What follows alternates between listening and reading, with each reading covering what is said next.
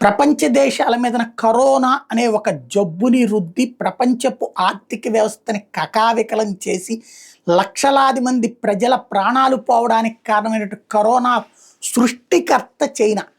America సాయంతో జన్యు పరీక్షలు అన్నటువంటిది ప్రారంభించి అమెరికా చైనా కలిపి జాయింట్గా చేసుకొచ్చినటువంటి పరిశోధనలు అవి కాస్త పేరుకి జన్యు అని చెప్పి భవిష్యత్తులో రాబోయేటటువంటి జబ్బులు వైరస్లు అవేందో ముందే ఊహించి అట్లాంటి వైరస్ని మనం ముందే సృష్టించేసేసి ఆ సృష్టి ద్వారా వాటిని అంతం చేసే మందులు కనుక్కోవడం ద్వారా కథ నడుపుదాం అని చెప్పేసి ఒక దిక్కుమాలినటువంటి ఆలోచనతో అత్యంత ప్రమాదకరమైనటువంటి వైరస్ని సృష్టించిందే అమెరికా చైనా కలిసి.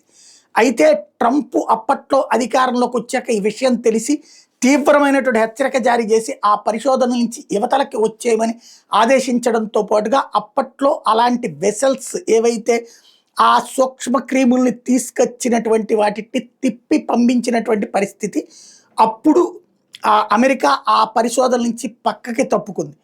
చైనా అది కొనసాగించింది. ఆ కొనసాగించడంలో అమెరికన్ ఎక్స్పర్ట్లకు ఉన్నంతటి నాలెడ్జ్ చైనాకి లేకపోవడంతో అది కాస్త లీక్ అయ్యి అక్కడున్నటువంటి మార్కెట్లో ప్రవహించి వుహాన్ వైరస్గా ప్రపంచం మొత్తాన్ని గడగడలాడించి నాశనం చేసినటువంటి పరిస్థితి 2 సంవత్సరాల పాటు ప్రపంచాన్ని తీవ్ర సంక్షోభంలోకి నెట్టినటువంటిది. అయితే ప్రపంచం దాని మీద ఆంక్షలు పెట్టి ఆ తర్వాత దానితో ఉన్న అవసరాల రీత్యా వెనక్కి తగ్గడం ఇప్పుడు చైనాకి ఫెచ్చింగ్ అయింది, ఎసెట్ అయింది. దాంతో మళ్ళీ కొత్త దరిద్రాలని ప్రపంచం నెత్తిన రుద్దే ప్రయత్నం చేస్తుంది.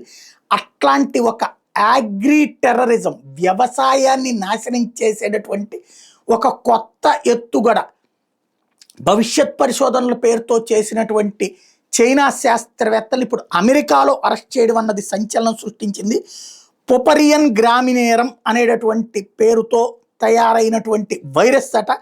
ఈ వైరస్ వచ్చేటప్పటికి గోధుమ, బార్లీ, మొక్కజొన్న, వరి ఇట్లాంటి వాటిట్లని నాశనం చేస్తుందంట. అంటే ప్రత్యర్థుల మీదన ప్రత్యక్ష యుద్ధంలో గెలవలేనప్పుడు ఇలాంటి పరోక్ష యుద్ధం లైక్ వైరస్ను సృష్టించి ప్రజల్ని చంపడం, ఈ వైరస్లు సృష్టించి ఇదేంటి ఫంగస్ అట, ఈ ఫంగస్ను సృష్టించి వ్యవసాయ పంటల్ని నాశనం చేయడం అన్నటువంటి కాన్సెప్టు మిషిగాన్ యూనివర్సిటీలో దీని ఫాలోఅప్ పరిశోధనల కోసం వస్తున్నాయి అని తెలిసిన తర్వాత నిఘా వేసినటువంటి FBI, కశ్యప్ పటేల్ నేతృత్వంలో FBI దీన్ని అగ్రి టెర్రరిజంగా ప్రకటిస్తూ ఆ సైంటిస్టుల్ని ఎయిర్పోర్ట్లోనే అరెస్ట్ చేసి వాళ్ళ దగ్గర నుంచి ఆ సదరు మెటీరియల్ని స్వాధీనం చేసుకుని చైనాకి సంబంధించినటువంటి ఈ దుర్మార్గపు చర్యని ప్రపంచానికి చెప్పడంతో ఇప్పుడు ప్రపంచం విస్తుపోవాల్సి వచ్చింది.